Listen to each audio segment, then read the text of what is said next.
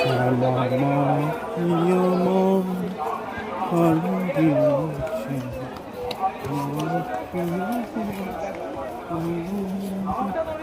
মুখে বলে কালি আলো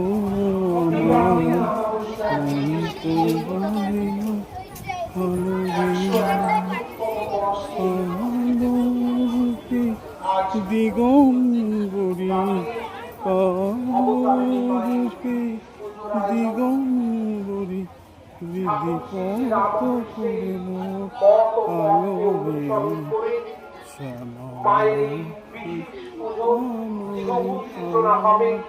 শ্যামা এই দেবালয়ের রীতি অনুসারে পূর্ণ সলিলা গঙ্গায় পূর্ণ ঘর স্নানের মধ্যে দিয়ে এরপর মূল গর্ভগৃহে মায়ের যে বিশেষ পুজো চলবে তখন দক্ষিণ দ্বার দিয়ে মায়ের পুজো গ্রহণ সম্ভব হবে না।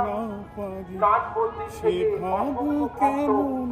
তারা মায়ের বিশেষ পুজো দর্শন করতে পারবেন। সেই সময় মন্দিরের বাহিরে দুটি দরজা রয়েছে, সেখান দিয়ে ভক্তদের পূজা গ্রহণ করা হবে। কখনো প্রকৃতি কখনো শূন্য